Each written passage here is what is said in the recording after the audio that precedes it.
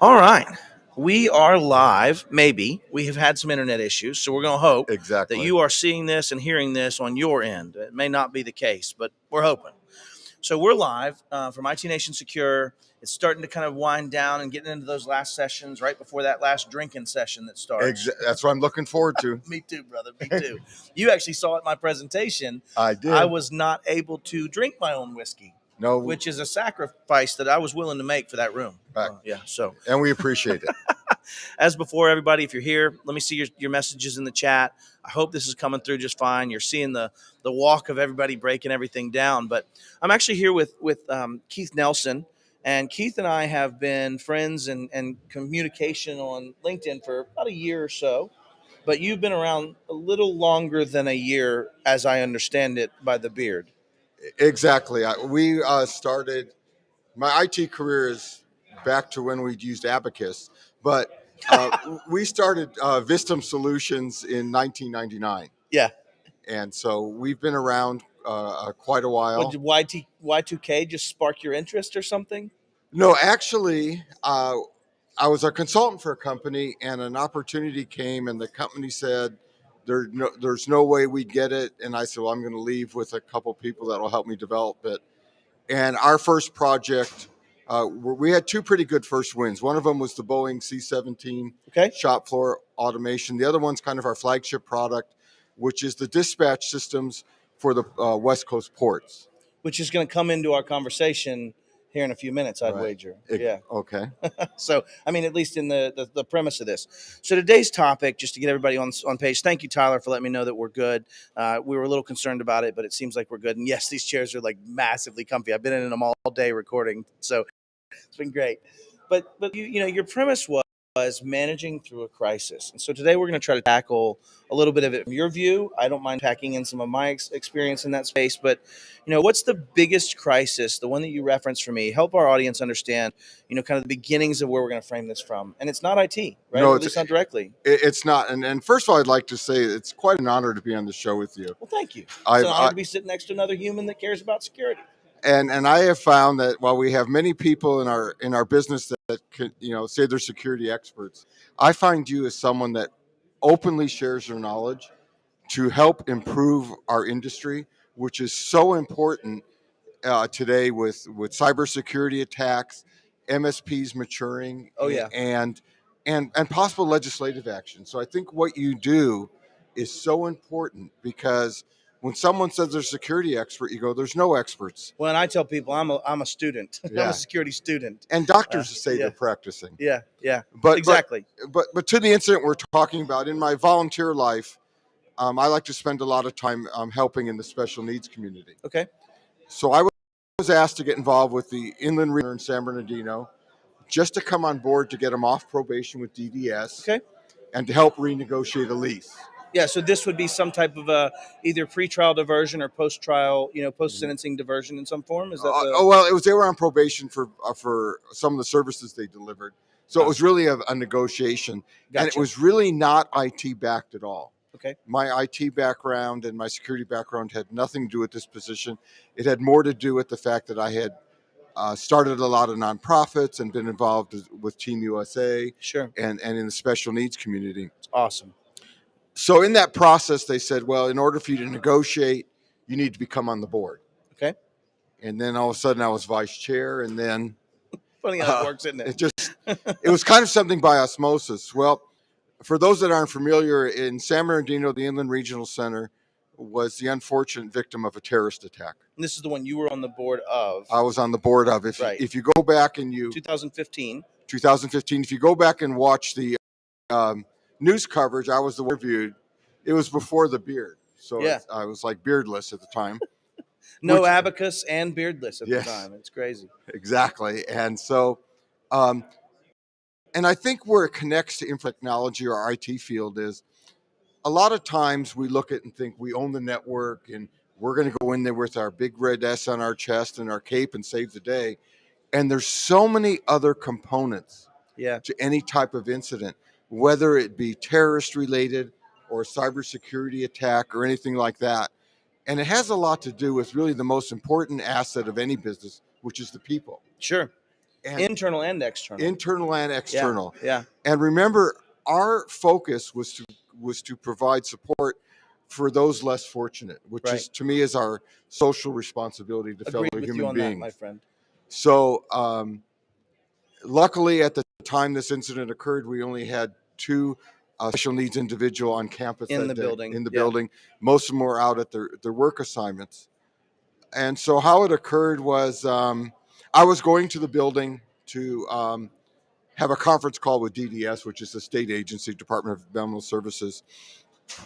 And a friend of mine, a very good friend of mine, who we now laugh about this, sent me a text and said something in building 3. Well, he had Siri'd the text. He meant to say shooting in building 3. Oh my. And I So answered, technology fails sometimes? exactly. Worse was my answer. I said, cool. Because I thought all he was telling me was, we've overbooked the conference room, go to building 2. Yeah. So I pull into the parking lot. Which ends up being quite fortuitous in its own right, but yeah. I pulled into the parking lot with the first cop that was responding, who cut me off and said, you're going to have to leave the premise. Okay. And I'm still unaware of what's going on. And I say, I'm on the board. Yeah. And they took me to the, right then the FBI and ATF showed up, and it began a management process. Sure. Almost immediately. And there comes a time when you're handling a lot of different issues. First of all, I was not sure if we were under attack. Right. I was not aware that if it was personal or if it was some, yeah. I didn't know San Bernardino County Health was in the building using our facility. So the first question was, did we fire someone recently? Right. Did we decline benefits? And where are consumers? Because that's what we have a fiduciary moral responsibility to. Yeah, agreed. And so immediately thinking we're under some type of attack, I issue an order and I say, let's close down all our work programs. Okay. So get people out. Let's get them out of the. Well, the building is being commandeered by the police department, but we have special needs individuals on work assignments throughout the 2 county area. And for those not familiar with San Bernardino and Riverside County, they're the 2 largest counties in the country. Individually, San Bernardino is larger than, I think, 15 states. Oh, wow. It's quite substantial. And we service we serviced out of that facility 45,000 individual consumers. Okay. And so, and immediately you start learning that there's a lot of things to handle, like the press is there. Right. You have to decide. Well, and I want to make this corollary for why I think this is important, because it could be very similar in an IT attack, right? And when you deal with incident response, a lot of the times there's more than just the technology, which I think is the point you made earlier of it's not just repairing the network or dealing with the things. It's all the humans, it's all the communications, it's all the PR, it's all the how do you solve this problem and fix it. And in some cases, and in your example, it's the human body. It is this situation contained? But those have direct corollaries to a threat inside an organization. So I do like going down this mental exercise and for that. It's actually and by the way, it brings up probably the first point I tell people. I used to do a presentation on this. Okay. And then I've been asked to kind of consult on like the Las Vegas shooting and some other incidents after that, and manage through a couple school shootings. And the first thing, and I think this advice overlaps into IT. The first thing I did, because I wasn't too smart, and I know that, knowing your weaknesses sometimes is your greatest attributes. And I said, bring in experts and listen to your experts. Sure. Our insurance agent called. He said, there's crisis management people. Yep. And we were lucky enough to be on the phone within, 10 minutes of the shooting. I'm talking to a crisis manager who managed through Columbine. Right.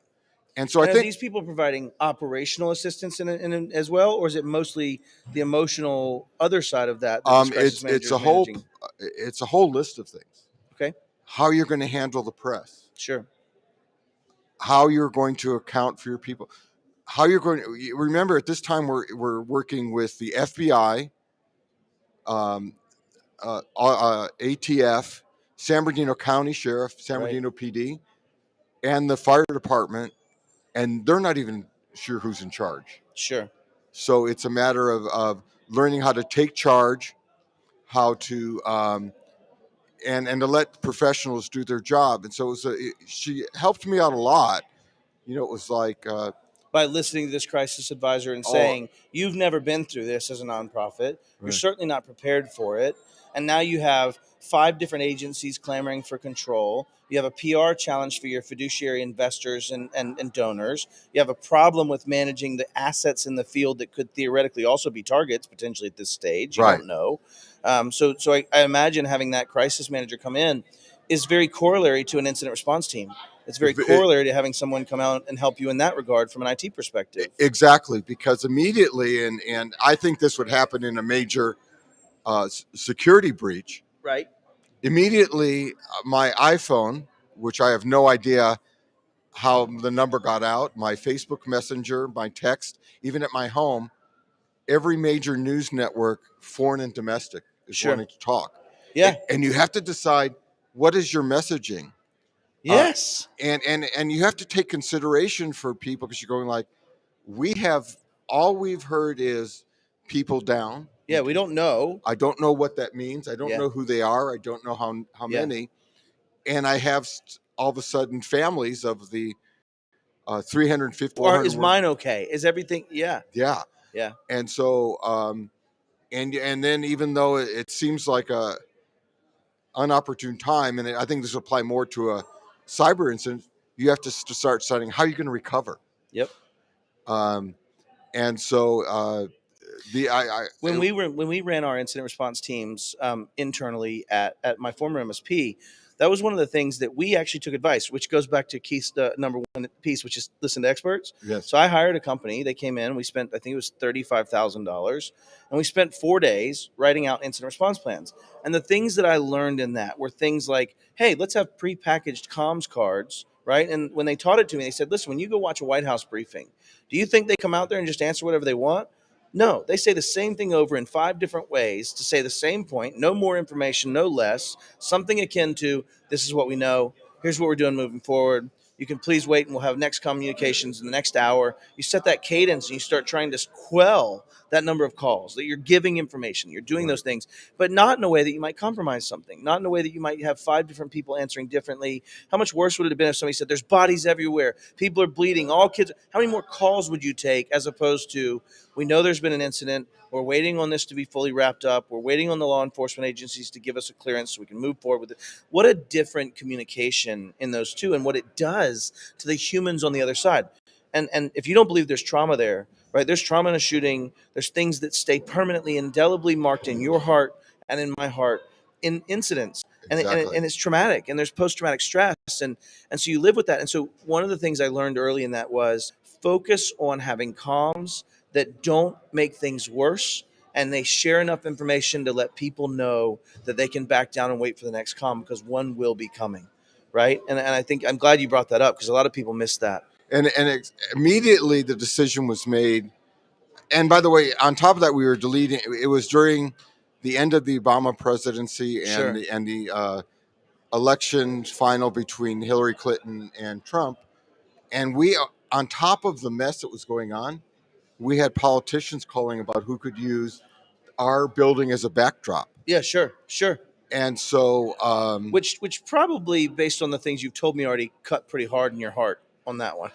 yeah, I'm a father. I should have probably. I'm a father of a special needs Okay. kid. So that's what sparked this for you. Right. And my sister's special needs. She had epilepsy, and she had some serious trauma there, and had some problems with her hand physically as well. And so I didn't know that about you. That's cool. Yeah. So I've like even right now, I'm on 5 different SELPAs to supplement special education. Sure. My son Ryan, who I'm extremely proud of, was born nonverbal, non-social. Okay. And now he's a motivational speaker. That's a hell of a turn, brother. He was he's an advocate. He's on the state DDS advisory board. Sure. He works full time in the community, and he was a goalie for Team USA that I took to South Korea, and he won a silver medal. That's awesome. So there was a little commercial for Ryan. But one of my others, and being a father and a parent, I started realizing we have 45,000 consumers Sure. whose parents and family Are terrified are at this moment. terrified.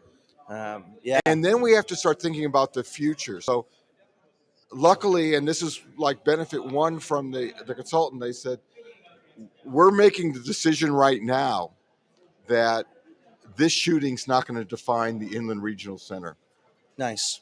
So if you ever There's go, a lot that probably goes into that thought process, right? Because Right. there's both the PR stigma aspect of it that you want to be passed. And anyways, yeah, I'm stealing it from your words. oh no but no go. go. Yeah. So immediately, if you ever go back and watch the news interviews, she said, no matter what they ask you, here's your 10 answers. That's exactly what we did with our comms cards. Yeah, 100%. So and in the middle of this, I should point out, I was only the vice chair. Okay.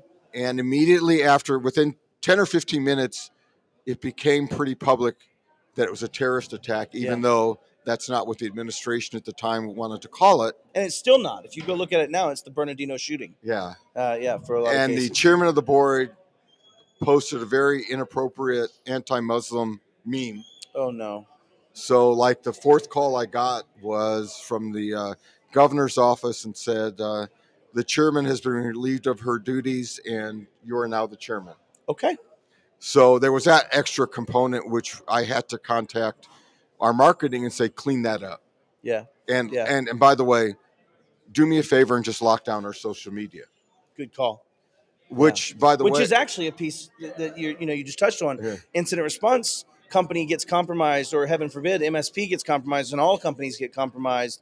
That's a critical aspect of this: is that who has control of forward-facing comms? Right. Where does that live? And in this case, it lived in the wrong place, it seems, right? In that Right. social media side. So it's a great point there. That's one nugget I Yeah. hope everybody takes away from this, is that in incident response, you need to understand your comms and where they live. They're not just who's calling in. There's outbound stuff that stupid people can do stupid things with. And I'm a stupid person sometimes. It's all situational. So great point. And the next point of advice was, we had, it's unbelievable how many people want to take some sort of advantage of a situation. Oh, yeah. And now I'm a media spokesman. Right. And so on. So it was a decision that they About shootings and about terror. Like, it drove you directly into that space, right? said, right. And not knowing if this is a lone wolf or a terrorist cell. Right. I'm going, the last thing we want are people commenting inappropriate comments that may Further aggravate. Sure. So it was, the next thing was appoint a spokesman. Okay. Agreed. A comms owned owner. Right. And if you're looking at incident response plans, I would take the same corollary. We actually had a hierarchy of owners. So in my organization, we had 5 states. And with 5 states, we had 5 general managers. And what we tried to determine early on in an incident was, is this systemic and across the entire corporation, or is this limited to a single organization inside the single unit? Yeah. And what's great about that is, once it fell in the single unit and it wasn't caused by us, my comms manager shifted from our CEO and our chief marketing officer and our chief sales officers to now being our actual general manager and the service manager. And what it allowed was us to have the right voice be the party based on the situation, right? But it's great to appoint a comms manager, and that person, he or she, is responsible for comms, even if that means others are giving them. They're that point person responsible for our unilateral response. And your answer is something it's worth elaborating on. I was the day voice. Sure. The day of the event. So you had a follow-up after that, or a new assignee. After the recovery plan and how we were going to handle our consumer needs, which was very important. Yeah. Was the executive director and the associate executive director, Sure. who were going to talk more directly to day-to-day operational Amen. plans. Yep. So, so what you're saying is you can have a shift in that comms point, right, as the maturity of that event happens, right? And I don't mean that in a growth of like normal maturity. I just mean as it matures, you know more, you know who was shot, you know what the outcome was, you know what the risk is, and how much residual. Then that comm plan switches into a recovery phase that might have a different comms manager for that intent. So I love that. I actually didn't have that in my plan. And actually, in this incident, and I've heard the overlap when you deal with cybersecurity incidences, our decision was made that we were not going to discuss the body count, Yep. the number of people shot, the weapons used, anything like that was more police related. Was it investigatory related? Is that the reason for it, or was No, it your own decision? our decision internally was our community was a little bit vulnerable. The following, if any of you are friends with me on Facebook, you'll notice that over half my friends are special needs. That's awesome. So they're friends I've made through coaching and years and so on. And so I'm sensitive to that community. And I'm saying my message has to speak to them as well. Yeah, man. And so my message was, first of all, and it's almost, if you watch the interview, you'll hear, as one of them, Wolf Blitzer says, "How do you feel about gun control?" And my answer is, we serve over 45,000 consumers in the 2-county area who are developmentally disabled. And it's like, that's not even close to the question. Sure. I was given a list of 10 talking points. And that's all you can answer. And no matter I love what, it so much. no matter what you asked me, I'd look, because I'm simple-minded for those that know me. No, that's so great. I totally just get what you did. You had one. Here's the one I'm going to use. I'm going, you question 2, here's answer 2. That's so good. And actually, when you do a news interview, if you ever do it, they have someone, you have an earpiece in. Yeah, you got the earwig, yeah. And they're trying to feed you something to be controversial. Sure. And they actually said, we're going to interview you for, it's like a weird time, 5 minutes and 22 seconds. Sure. They cut my interview off and switched to someone else because I would not comment on. We got to take a second, get some comments here. Yeah. So it looks like Brian says he can verify that Keith is simple-minded. And so Brian just wanted to tell you that. Make sure you knew. And then Andrew Brereton actually asked a question that I'd love to answer. And he says, listen, and Andrew's a good friend of mine. Okay. I actually sat with him in California when I first met with him, and we had a fantastic sit down. But Andrew says, listen, how can you continue to enhance and streamline the process for comm managers to ensure everything is on point? I could tell you, and you know when you become really smart about something after you've done it wrong. Yeah, me and you both. So just do it a couple times, you'll figure it out. I had surely wished that we had this discussion before an incident occurred. Sure.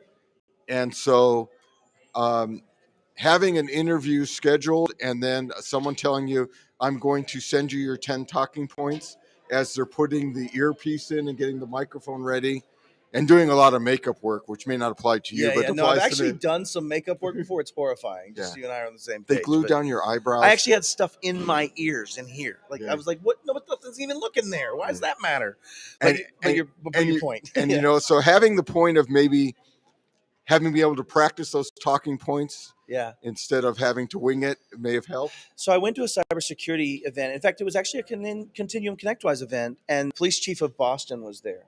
And he came in and he said, listen, I was the police chief. He now worked for a cybersecurity consulting firm, so your corollary holds water.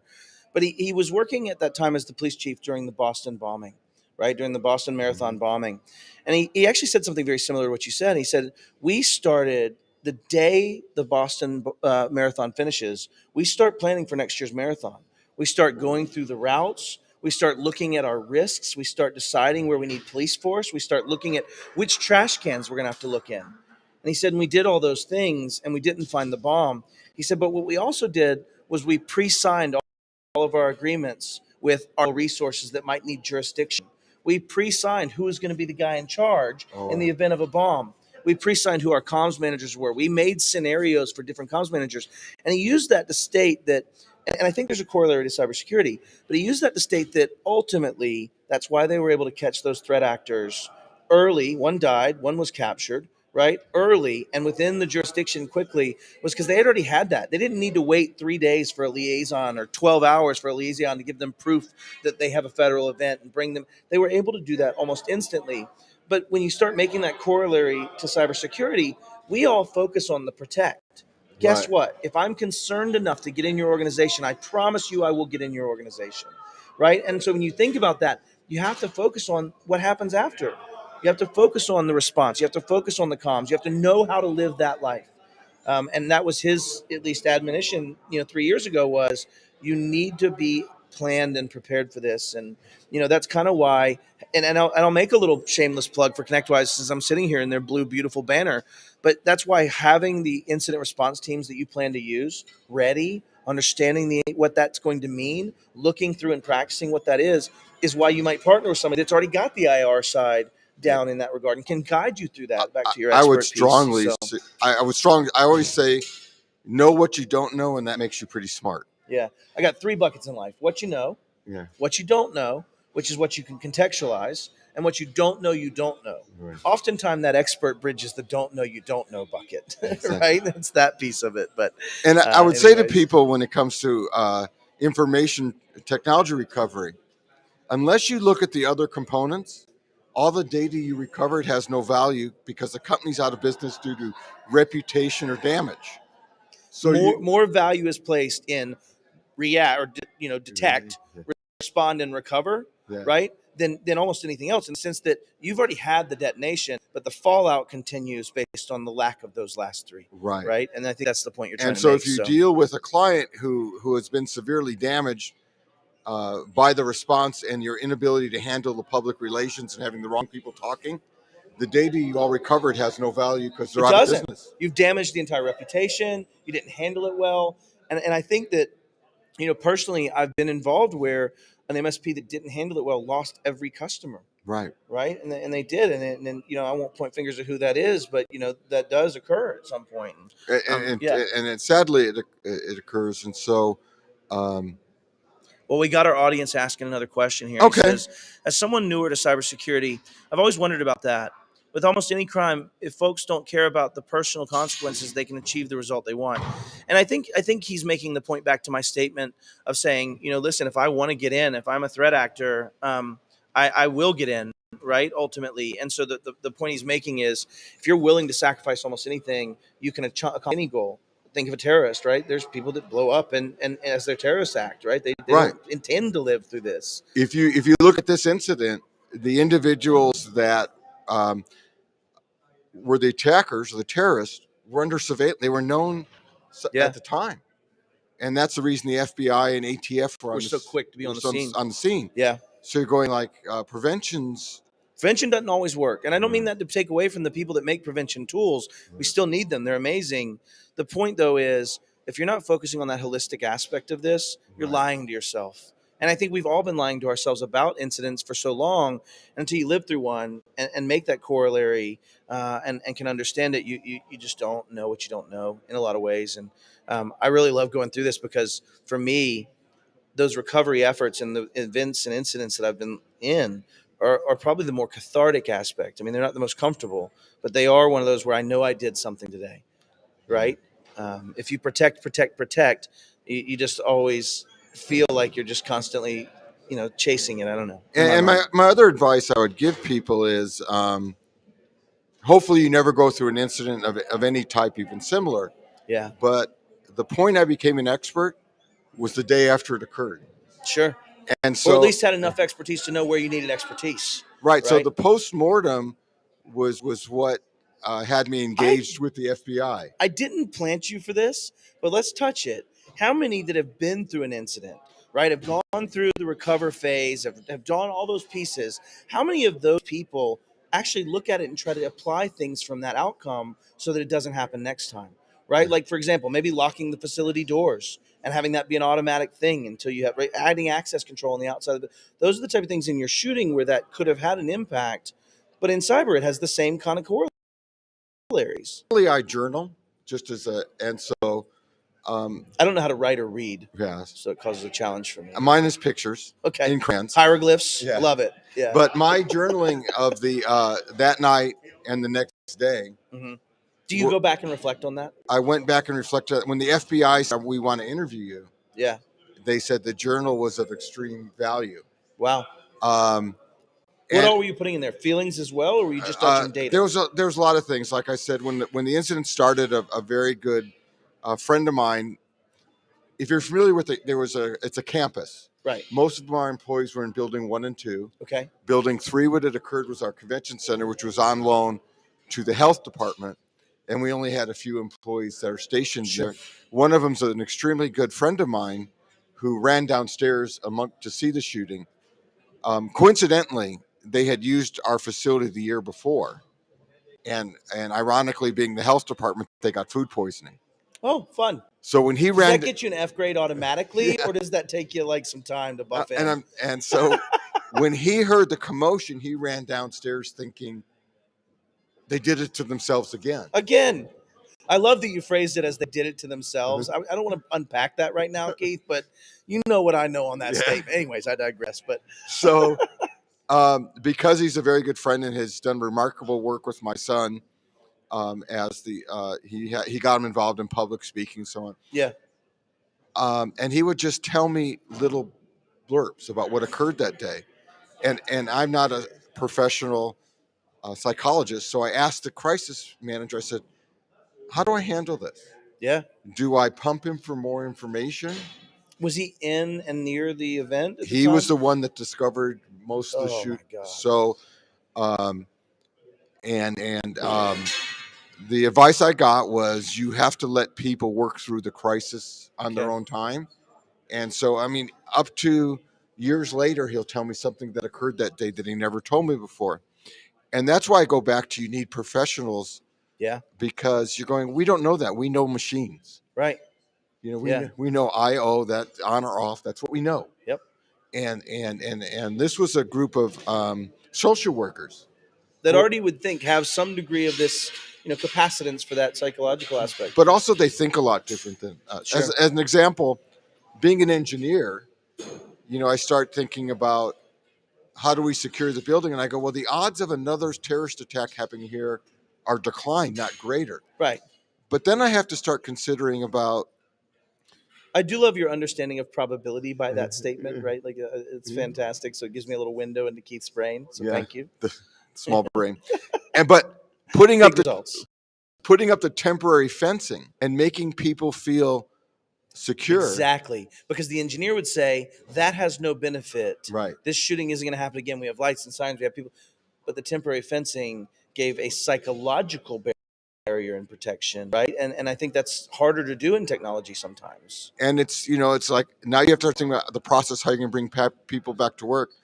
At this time, And are they going to go back to work, right? You start getting into that has some to of those do feelings. with how you deliver support services. We had a remarkable return to work. Yeah. The year after this occurred, for the first time ever, the regional center was voted as one of the top employers in San Bernardino County. Wow. And I'd like to think I'm proud of the fact that I've had people write to me after my term ended and say, "Would you come back on because you made it work?" Yeah. And so, and that's not normal. Which is the so let's I just love I love corollaries to things. I know I've used it 19 times. If we were playing a drinking game, corollary would be the word, and I would say corollary 2 more times, and you'd have to get drunk. But the point is, I love making things that give you another window into something from a context perspective, that give you a different vision of something to see that don't know you don't know. And I think that last piece of this, bringing people back to work and dealing with the psychological impact, and now you're the best employer. I think there's actually a platform to function from for that, right? I think that as you go through these recovery efforts and you try to figure this out, I really think that there's a as well in technology where Keith is wanted because Keith led during a time of crisis. He told us about it. We moved through it. We got through. You could see the same thing in cyber, right? I've actually formed great relationships with some people. I've managed about, I think at this time it was 67 named incidents across the course of my career.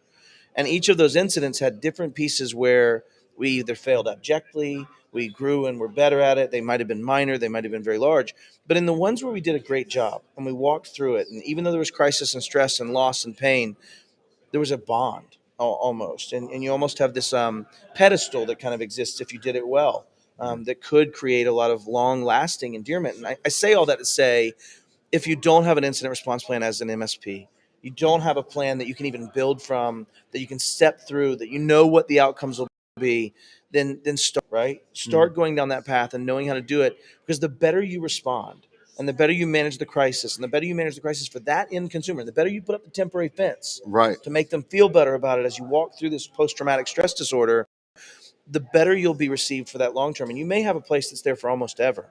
But if you fail it and do a poor job, then you'll probably create long-lasting pain, long-lasting trauma that doesn't have that kind of closure, if that makes sense. Well, if you think of people's stress level and think of a tea kettle, Sure. the water's been boiling. Right. The last part that makes the top blow is probably not It's when the pressure reached larger than the outside And so you atmospheric start pressure. thinking about a lot of things occurred to our people there. There was a shooting. Yep. They were locked down. Yep. The SWAT team comes in and escorts them out of the building. Yep. You cannot get your wallet, your car keys, your purse. A fairly traumatizing experience, even if you weren't one of the ones that saw a victim, right? Like just in that own right. And the FBI says we're commandeering the whole campus. Yep. You're not going to get your car. Right. You don't know when you gotta take a cab. You got to call a friend. You walking. I mean, those are the things that come in. Yeah. Well, I'm glad you brought that up because there was two organizations involved. One of them was the county of San Bernardino who decided not to respond to that level.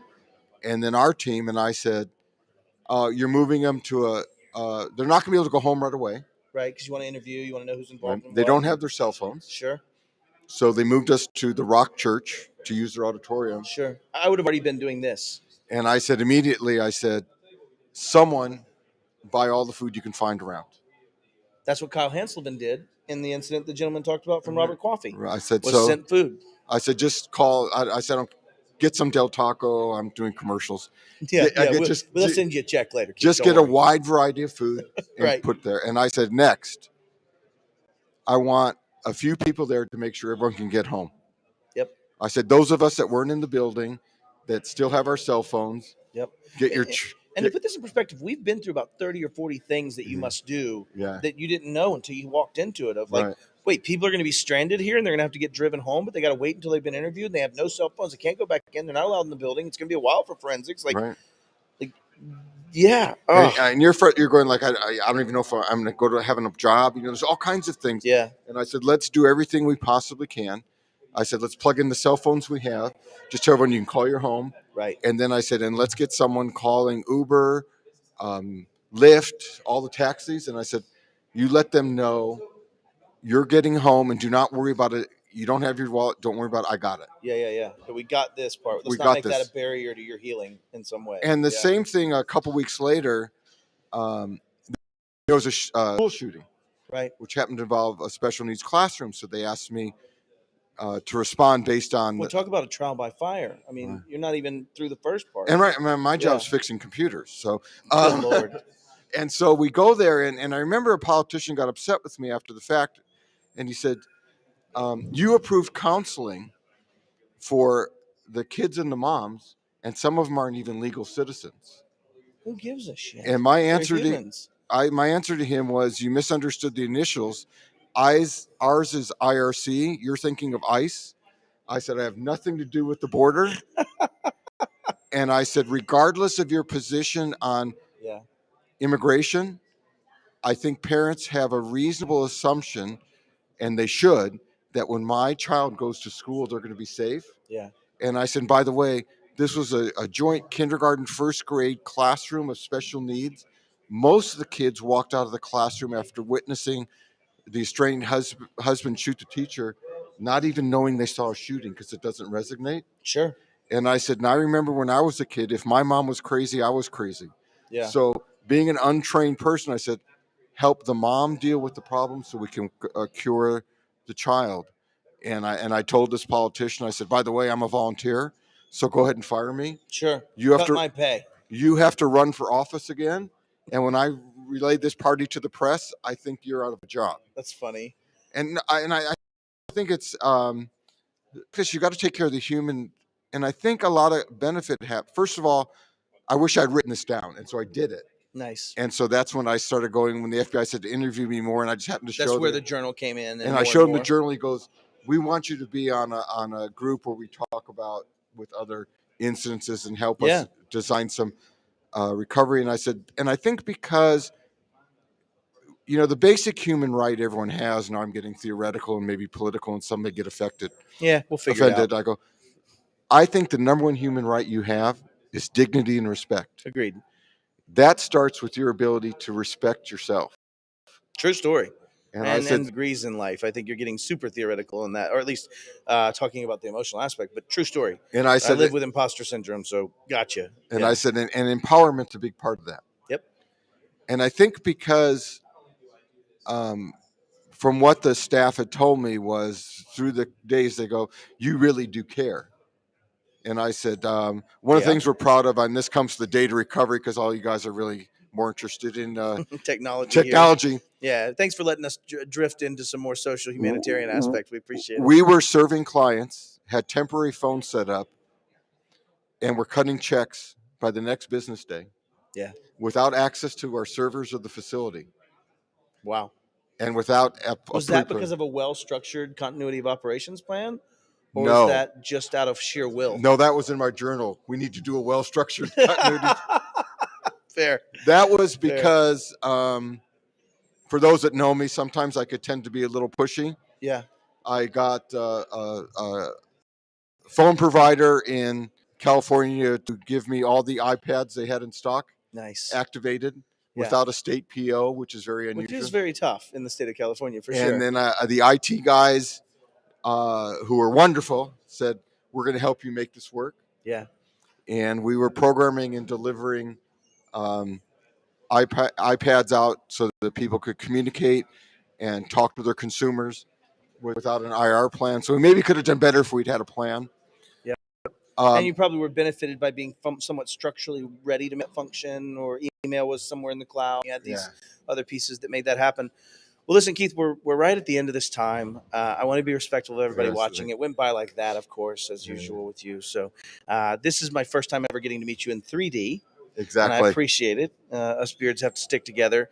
But I do love the community aspect of this. And I'll touch on that even from Robert's speech today or yesterday at IT Nation Secure. He was talking about how the community aspect, I think PAX 8 lent them technician resources. ConnectWise called immediately and asked how they could help. Like, you started getting in this world where the community often fills in the gaps. I'm serving on a CompTIA advisory board for something they're going to be releasing soon around incident response. And a lot of the same stuff you're talking about is what I'm there counseling on. Oh, excellent. And giving advice on how we would drive that forward. So what a fantastic conversation. Do you have anything to say to our audience before we wrap up?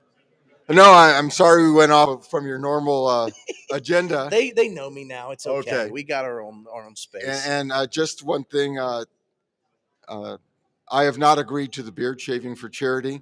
That question's come up. Yet, comma space. Okay. Yet. But I'd like to tell everyone that has not met Matt in person, who only knows him over the internet, what a person he is and what a pleasure it is. And I'd always like to, and I've told Ken, who is very good at buying drinks. He's very good at buying drinks. I don't know. And drinking drinks without showing much sign of it. It's amazing. I don't know if that's why he pours it down his leg. I don't know why that's why, if that's why PAX 8 hired him. Maybe corollary. Yeah, there's some connection there. Features. But like I've told him, you're a true jewel to the industry. Oh, thank you, my friend. And which I don't receive praise well. So understand that as I say thank you, it doesn't land, but I appreciate it. So for those that follow Matt, I would strongly suggest you continue to follow that. Oh, thank you. And so that he can help you align with the right people to enhance your business. And when you need an expert, you use one. Yeah. Thank you, my friend. Oh, we'll shake. Boy, that was awkward, wasn't it? That's okay. We'll get it. Thanks, brother. See y'all. I'm out.